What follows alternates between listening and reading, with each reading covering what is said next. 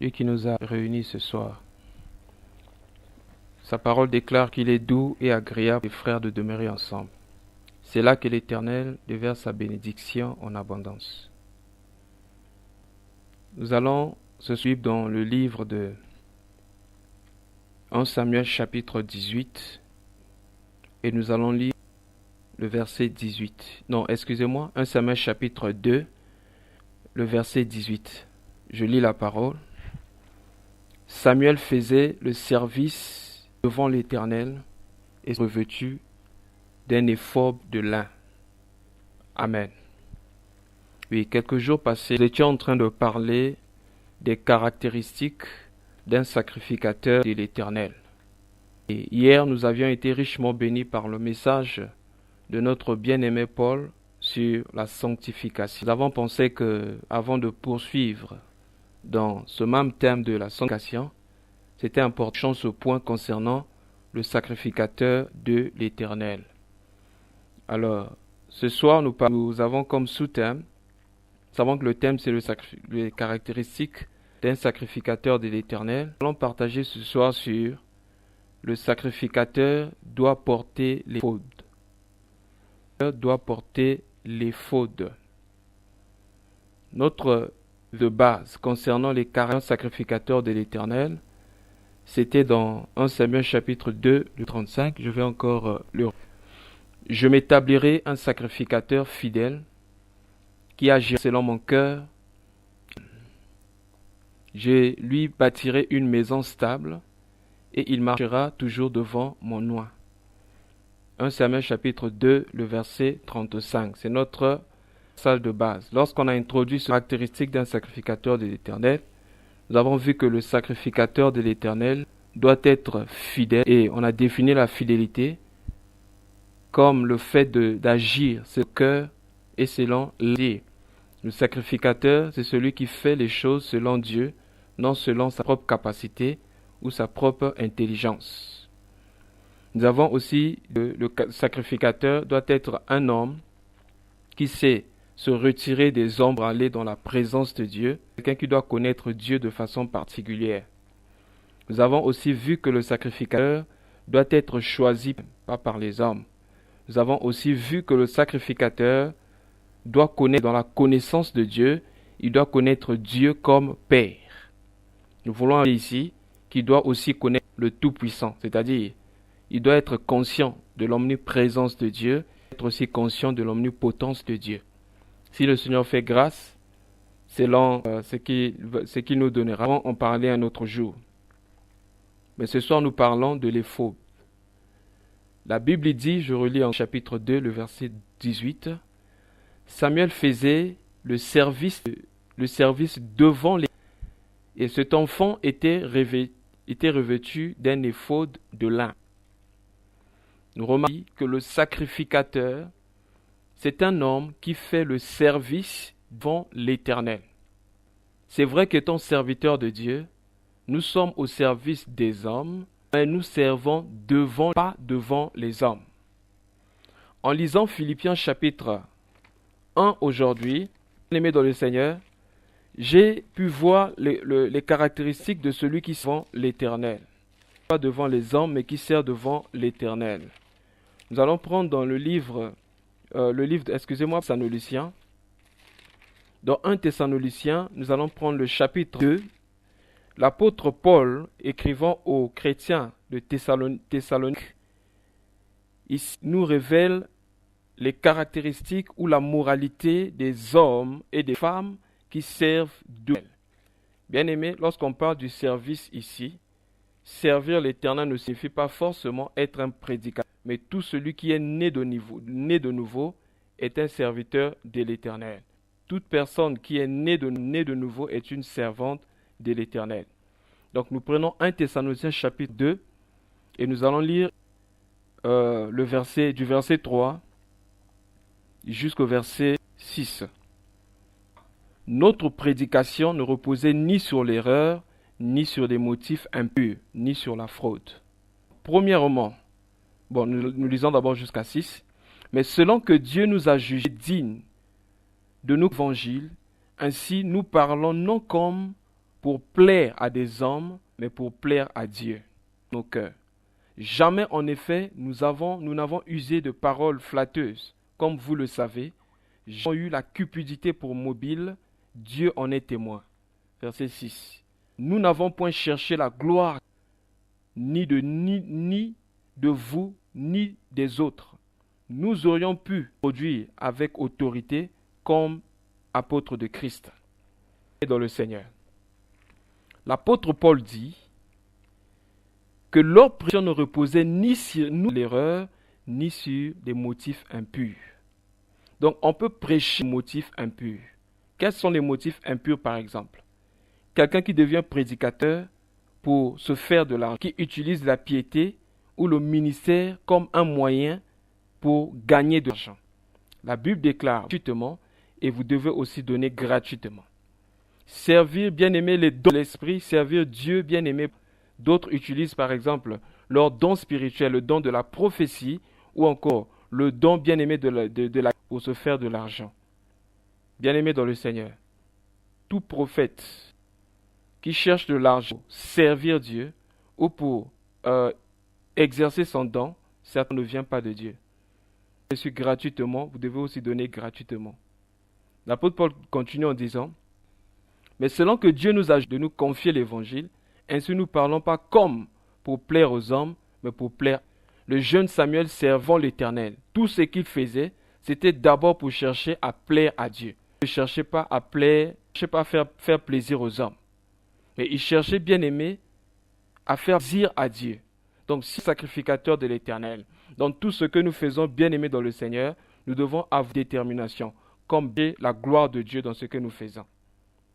L'apôtre Paul lui dit, jamais en effet nous de paroles flatteuses, bien aimé dans le Seigneur. Un sacrificateur ne cherche pas à flatter les hommes, mais il cherche à aider les hommes. Si à impressionner les hommes, mais il cherche à aider les hommes. On peut chercher à dire quelque chose, à parler de quelque chose, impressionner. Prouver qu'on est spirituel, très profond, ou encore prouver qu'on connaît bien la parole de Dieu. Bien aimé dans le Seigneur, ce n'était pas le cas de notre Seigneur Jésus-Christ. Il ne cherchait pas à faire. Voilà pourquoi il avait l'habitude de rejeter les flatteries et bien aimé, il ne faisait pas cas aussi lorsqu'on se moquait de lui. La Bible dit, nous n'avons ni de vous, ni des autres. Un sacrificateur de l'Éternel ne cherche pas la gloire qui vient des hommes, parce que l'Éternel sait que tout ce qui est élevé parmi les hommes est une abomination aux yeux de Dieu. On peut lire ça dans le livre de Luc chapitre 16. Luc chapitre 6, le verset 15. La Bible dit, Jésus leur dit, vous cherchez à paraître juste devant les hommes. Mais car tout ce qui est élevé parmi les hommes est une abomination devant Dieu. Sacrificateur de l'Éternel, sa vie, bien-aimé, il le fait dans le but de chercher à ce que Dieu soit glorifié. Bien-aimé, tout le temps que nous chercherons à ce que Dieu soit glorifié dans notre vie, Dieu sera de notre côté. Mais lorsque nous nous glorifions nous-mêmes, nous allons combattre Dieu. Parce que la Bible dit que Dieu résiste aux orgueils. Mais Dieu fait toujours expérimenter la gloire de Dieu, la grâce de Dieu. Nous devons, bien aimés, apprendre à... C'est très important. Alors, on dit que le jeune Samuel servait devant l'Éternel. Bien aimé, celui qui sert devant l'Éternel ne fera pas attention à ce que de lui. Mais tout ce qu'il tiendra compte, c'est l'opinion de Dieu sur sa vie. C'est très important. Être tellement bien aimé, plongé dans en se demandant ce que les hommes pensent de nous, que nous soyons bien aimés, que cela vienne bien aimé à stopper notre ministère. Tout le temps bien aimé, nous demander si Dieu bien aimé, nous devons nous poser la question de savoir ce que Dieu pense de nous. Si ce que Dieu dit de nous est ok, si Dieu est content de nous, bien aimé, ça c'est enough, ça c'est pour nous, c'est le plus important pour nous. C'est très important. Parce que les hommes auront toujours à dire, toujours des failles. Mais bien aimé, si Dieu dit qu'il t'aime, Dieu t'aime. L'homme est changeant. Si vous êtes 7, vous allez vous rendre compte là-bas que la même foule avait déclaré que Jésus était possédé d'un esprit mauvais. C'est la même foule qui déclarait qu'il est vraiment un prophète. La foule, bien aimée, change. Mais Dieu ne change pas. Les hommes changent en fonction des circonstances et du temps. Mais Dieu ne change pas, bien-aimé. Si Dieu dit qu'il t'aime, t'aime vraiment. Donc, le jeune Samuel servait devant l'Éternel. Donc, il nous faut bien aimer devant l'Éternel. Et bien aimer, nous devons savoir qu'en servant devant l'Éternel, nous allons être confrontés à l'esprit du monde. La Bible dit les désirs de la chair sont contraires à ceux de l'esprit. Et la Bible dit encore que ceux qui aiment le monde ne sauraient plaire à l'esprit du monde, nous conduit à faire ce qui est contraire à la volonté de Dieu. Ça veut dire que celui qui sert d'elle, bien aimé, il va rencontrer les religieux du temps présent, il va rencontrer aussi l'esprit de ce monde. C'est pourquoi, bien aimé, le Seigneur Jésus a dit malheur à vous, si tout le monde dit du bien de vous, car c'est alors qu'on traitait les faux du temps passé. Donc si tout le monde est content de nous, content de notre ministère, content de ce que nous disons, nous ne dérangeons pas. Comme disaient les gens dans le livre des Actes des Apôtres, ces hommes qui bouleversent le monde sont arrivés ici, bien aimés dans le Seigneur. Quelqu'un a dit, si tu ne croises pas le diable sur ton chemin, c'est que tu fais route avec lui. Si nous ne dérangeons pas le diable, nous devons, le Seigneur Jésus, déranger le diable. Et si Christ vient, nous allons bien aimer déranger. Et le Seigneur Jésus a dit, me hait. Vous serez. C'est très important de comprendre ces choses. Alors, nous allons avancer. De l'éphod. On dit l'évêque dans le temple, plutôt devant l'Éternel, et était revêtu de l'éphod. Alors, pour comprendre ce que c'est l'éphod, il nous convient de repartir dans dans Exode 28. C'est là-bas qu'on représente l'éphod, parce que c'est là-bas que l'Éternel ordonna à Moïse de le fabriquer pour qu'Aaron, le souverain sacrificateur, puisse le porter. Lisons dans Exode chapitre 28, du verset 6 jusqu'au 14. Du verset 6 au verset 14, là-bas, l'éphod. Exode chapitre 28, du verset 6 au verset 14. Je lis la parole. Ils feront l'éphod d'or, de fil bleu, pourpre et cramoisi, et d'or. Artistiquement travaillé, on nous fera 2 épaulettes qui le joindront par ses 2 extrémités, et c'est ainsi qu'il sera joint. La ceinture sera du même travail que l'éphod fixé sur lui. D'or, pourpre et cramoisi, et de fin lin rétor. Tu prendras 2 pierres et tu y graveras les noms des fils d'Israël. 6 de leurs noms sur et 6 et les 6 autres sur la seconde pierre. Après l'ordre des naissances, 2 pierres, les noms des fils d'Israël, comme on grave les pierres et les cachets. Tu les entoureras d'or. Tu mettras 2 pierres sur les épaulettes de l'éphod en souvenir des fils d'Israël, et c'est comme souvenir qu'Aaron portera le nom devant l'Éternel sur les 2 épaules. Sur ces 2 épaules, excusez-moi. Tu feras des montures d'or et 2 chaînes d'or pures que tu tresseras en forme de cordon et tu fixeras aux montures ainsi tressées. Amen. Alors, c'est quoi l'éphod? L'éphod, c'était un habit large, sans manches, qui descendait jusqu'aux genoux, que le sacrificateur portait par-dessus sa nuque, comme une sorte de... Donc le sacrificateur avait un habit qu'il portait en bas, c'était un habit blanc, mais sur les mettre l'éphod. Donc l'éphod, bien aimé dans le Seigneur, premièrement, ici que l'éphod devait d'or. L'or représente, bien aimé, la sainteté. Voilà pourquoi nous avions vu la fois passée, lorsque nous avons parlé des caractéristiques du sacrificateur de l'Éternel, bien aimé, ce côté de la sainteté ou de la justification.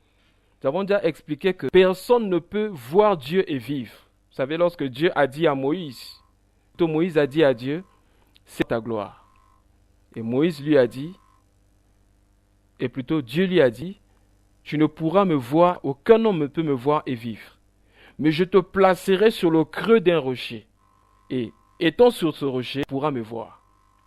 Or, la Bible dit dans le livre de 1 Corinthiens, je crois que c'est 1 chapitre On parle d'un rocher qui accompagnait les enfants d'Israël pendant qu'il était dans le désert. C'est aussi par ce rocher d'Israël ont pu boire de l'eau vive. C'est-à-dire, lorsqu'ils ont eu soif, Dieu a demandé à Moïse de frapper le rocher. Il a frappé le rocher, l'eau bien-aimée est sortie du rocher et les enfants d'Israël, bien-aimés, ont pu avoir. Or, ce rocher était l'image du véritable rocher qui devait être bien-aimé crucifié à la croix. Et lorsqu'il est fait à la croix, il est mort et ressuscité de mort, étant élevé à la droite du Père, il a envoyé sur la terre l'eau du Saint que bien-aimé nous puissions boire. Or, lorsque bien-aimé le croisa la femme samaritaine ce jour, à côté du puits de Jacob, le même rocher a dit à la femme samaritaine, tu pourras boire de toute eau, tu auras toujours soif. Et si tu bois de l'eau que je te donne, tu n'auras plus soif. Et cette eau deviendra une source d'eau jusqu'à la vie éternelle. Et encore le même rocher qui est Jésus-Christ dans Jean chapitre 7, verset 39. La Bible dit que c'était le dernier jour de la fête. Jésus s'écria, si quelqu'un a soif, qu'il vienne. Quelqu'un a soif, celui qui croit en moi, les fleuves d'eau vive couleront de son sein. Et la Bible déclare qu'il parlait de l'Esprit, qu'il croirait en lui. Car l'Esprit n'était pas encore, parce que Jésus-Christ n'avait pas encore été glorifié. Donc lorsqu'il fut envoyé sur la terre, bien-aimé dans le Seigneur, les eaux. Oh bien-aimé.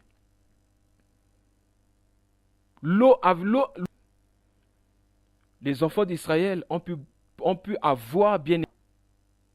Oh bien-aimé, c'était le Saint-Esprit, mais pour avoir cette eau, il fallait bien-aimé qu'on frappe le rocher. Le rocher était Christ.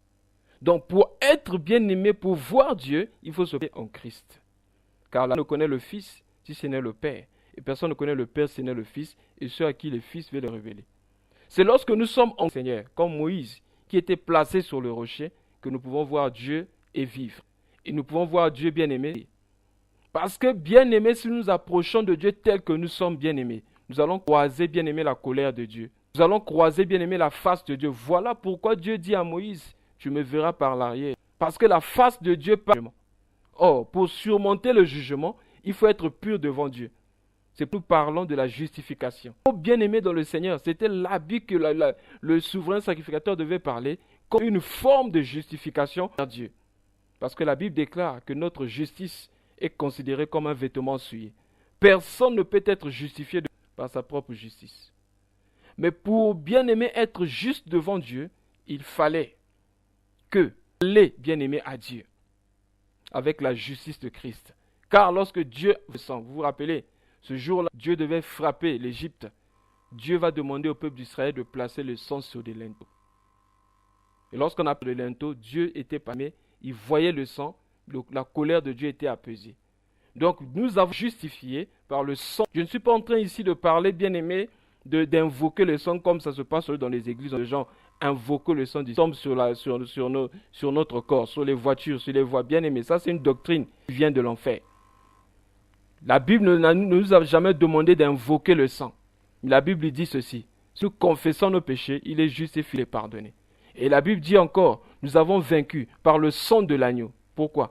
Parce que le diable c'est l'accusateur. Lorsqu'on est aimé, lavé par le sang de l'agneau, nous ne pourrons plus être bien aimés sujets aux accusations du diable. Aimés dans le Seigneur. Les faux étaient bien aimés, faits bien aimés d'or qui parle de la sainteté. La justification que nous avons reçue bien aimés, grâce à la mort de Jésus-Christ, nous pouvons aller à Dieu. Bien aimés étant revêtus de Jésus-Christ. Parce que Christ est notre justice. Christ est notre paix. Jésus-Christ bien aimé. Dieu peut nous recevoir en lui. Voilà, le Seigneur Jésus a dit, tout ce en mon nom je le ferai. Et la Bible dit encore, dans 1 Timothée chapitre 2, le verset 6, il n'y a qu'un seul médiateur entre Dieu et les hommes, Jésus-Christ homme. C'est pourquoi toute personne qui cherche à aller vers Dieu, en passant, n'arrivera pas vers le véritable Dieu. Si tout chemin mène à Rome, tout chemin ne mène pas à Dieu. Pour un chemin. Jean chapitre 14, verset 6. Je suis le chemin, la vérité et la vie. Nul ne peut venir au Père, bien-aimé dans le Seigneur. De nos jours, la religion a créé plusieurs moyens. Certains vont vers Dieu par leur prophète, d'autres par Marie. Soit disant que parce que c'est elle qui a accouché Jésus. Bien-aimé, la Marie qu'on présente là, ce n'est pas la mère de Jésus. C'est une déesse, une depuis bien-aimé la nuit des temps, qui a été vénérée bien-aimée dans les années passées. C'est un démon. Donc tout celui qui a cette Vierge Marie, bien-aimée dans le Seigneur, tu dois te répondre, on dit, intercède pour nous pauvres pécheurs. Marie ne peut pas intercéder, il est mort pour nous à la croix. C'est Jésus. Donc les faux bien-aimés dans le Seigneur, nous devions nous revêtir plutôt de l'or pur. L'or pur. En dehors de ça, bleu. Or, la couleur bleue, c'est l'image. Lorsqu'il porte cet habit qu'on a 3, le verset 1. Si vous sur la terre, le sacrificateur doit être un homme. Le Seigneur Jésus, après avoir donné, levez vos têtes. Quand à celles qui sont sur la terre, l'évangile qui est centré sur la terre, prospérité, du à Dieu, d'aimer Dieu, les gens commencent à aimer le monde, la créature, plus que le Créateur. Oh, bien-aimés dans le Seigneur. Les faux bien-aimés, il y avait le fil bleu, il y avait aussi, on dit, excusez-moi, les faux d'or, de fil bleu et cramoisi. Cramoisi, ici, bien-aimé, nous avons déjà parlé de ça. Cramoisi, c'est rouge, c'est-à-dire cela représente le sang. Cela représente le sang. Il nous a permis d'aller vers Dieu. C'est par le sang que, bien-aimé, nous avons entré dans le Saint des Saints. Parce que lorsque Jésus est mort à la croix, il a déclaré, tout est rempli, le rideau qui séparait s'était déchiré en deux. Et le chemin qui conduit à Dieu était ouvert. C'est pourquoi seul Jésus-Christ est le médiateur entre Dieu et les hommes. C'est le prêtre qui te dit, ma fille, mon fils, confesse tes péchés. Après, le prêtre te dit, tes péchés sont pardonnés. Non, bien-aimé. Le prêtre n'est pas le médiateur entre Dieu et les hommes. Entre Dieu et les hommes, c'est Jésus-Christ homme. Parce que Jésus a accepté de mourir. Et c'est lui qui a traversé le tabernacle vivant. Cramoisi, bien-aimé, comme je disais, c'est ça bien. Parce que le sang apaise la colère de Dieu. Vous vous rappelez de Rahab la prostituée. Lorsque Rahab reçut les espions, elle demanda aux espions une parole d'assurance, une parole bien-aimée comme gage. Les espions avaient demandé une chose à Rahab. Et les espions avaient dit à Rahab, nous serons avec toi lorsque nous allons rentrer dans cette ville pour détruire les gens de la ville. Tu mettras un fil par la fenêtre sur la fenêtre par laquelle nous sommes sortis. Et bien aimé, c'est le fil rouge qui a sauvé Rahab et sa famille. Mais c'est le sang qu'on avait mis sur le linteau dans Exode chapitre 12. Et c'est le sang bien aimé pour nous maintenant, lorsque nous avons péché et de suivre le Seigneur Jésus-Christ. Bien aimé dans le Seigneur. C'est aimé par ce fil-là que nous saurons détruire la terre.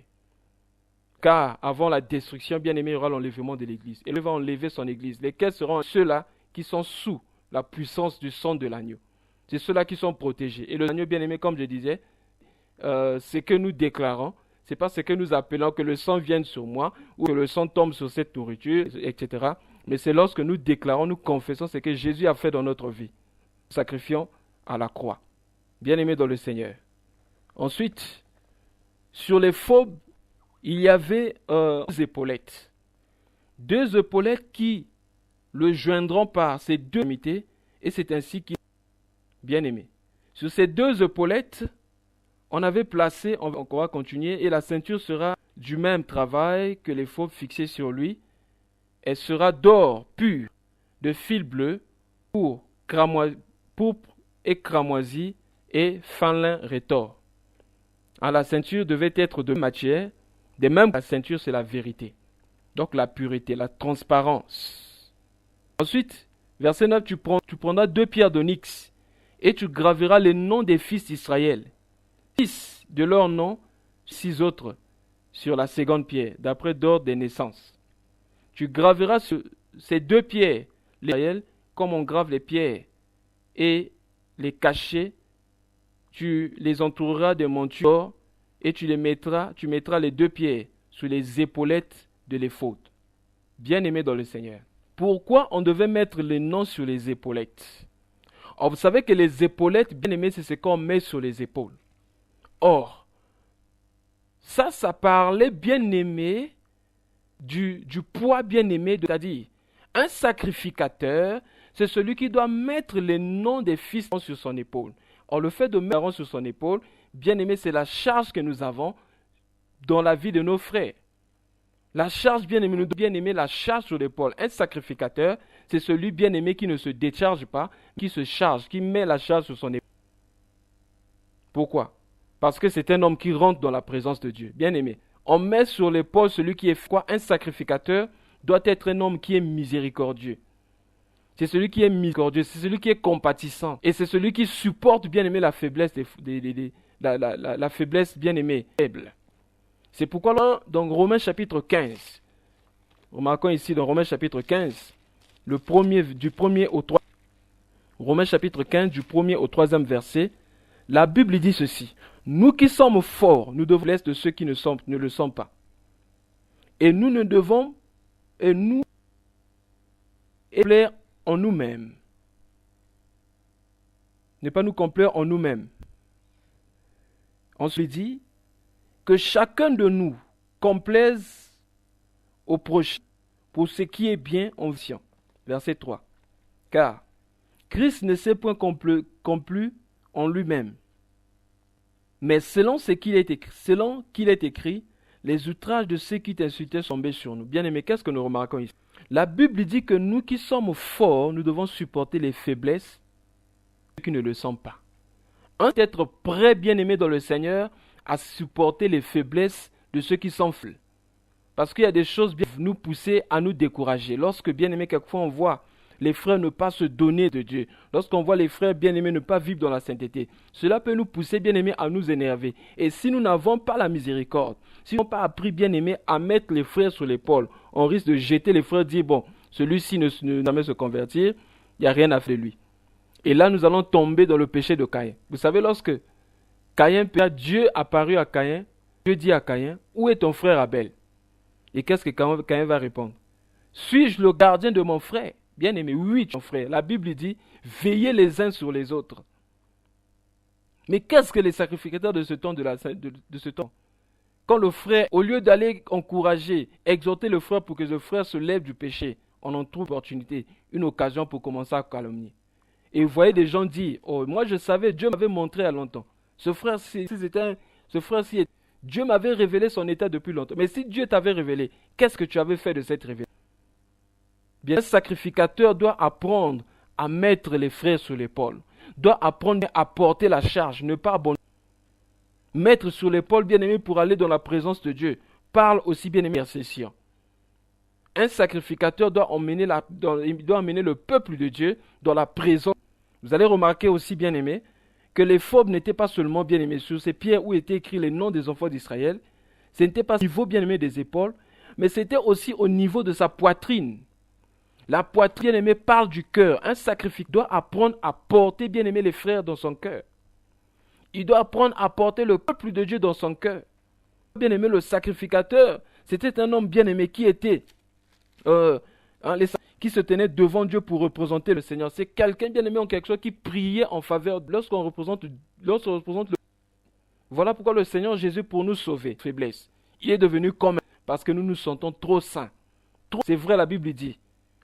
Il n'est pas de faire de marcher dans le monde mais bien-aimé dans le Seigneur. Nous partons bien-aimés dans le monde pour éclairer ceux qui sont. Et bien-aimé, c'est à ça que... Mais pour que cela marche, nous devons les porter dans nos cœurs.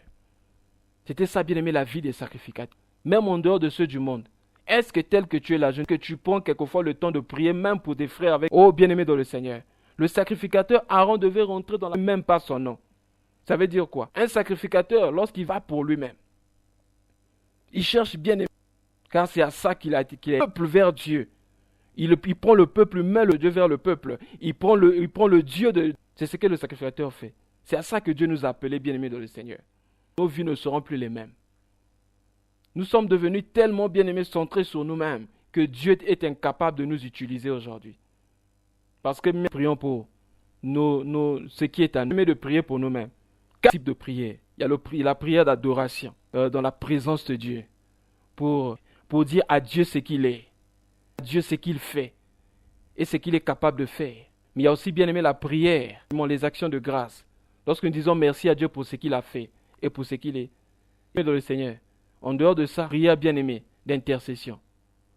Lorsque nous partons vers Dieu pour les autres, prions en faveur d'eux. Ensuite, il y a les requêtes.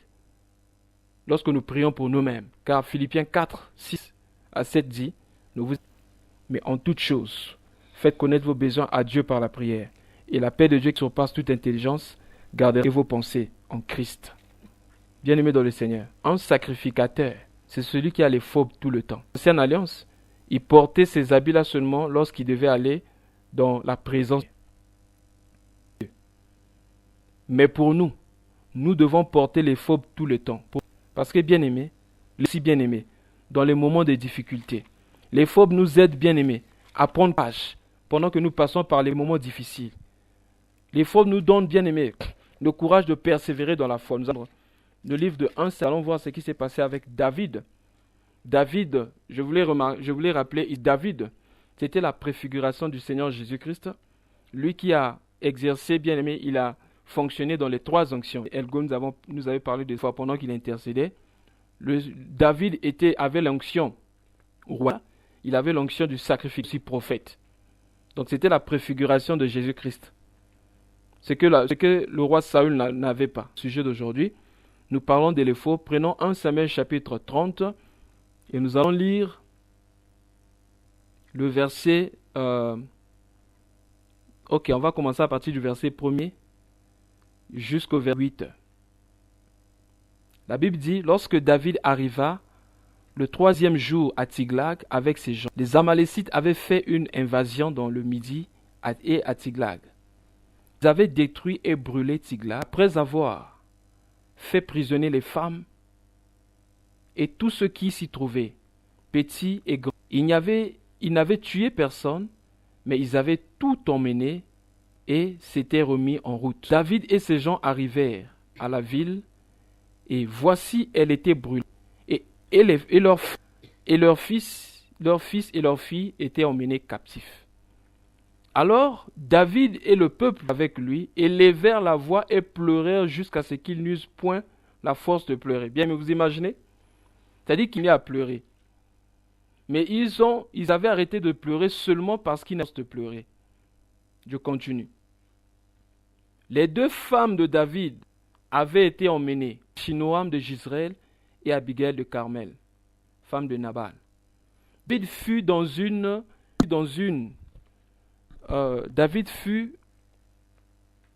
grande angoisse de le lapider, parce que tous avaient l'amertume dans l'âme, chacun cause de ses fils et de ses filles. Mais j'aime la suite. Mais David reprit courage en s'appuyant sur l'Éternel son Dieu. Il dit au sacrificateur Abiatar, fils d'Achimélec, apporte-moi donc l'éphod. Apporta l'éphod à David, et David consulta l'Éternel en disant, poursuivrai-je cette troupe, atteindrai-je? L'Éternel répondit, poursuis, car tu atteindras et tu délivreras. Amen. Mais qu'est-ce que nous remarquons? C'est dans un verset 1er au verset 8. Qu'est-ce que nous remarquons? David était abattu. Parce que, bien aimé, le peuple parlait de le lapider. Alors que David était aussi David et ses amertumes dans le cœur. Mais bien aimé, David reprit courage en faisant quoi? En s'appuyant sur l'Éternel. Et bien aimé l'Éternel, David va demander à ce qu'on lui apporte l'éphod.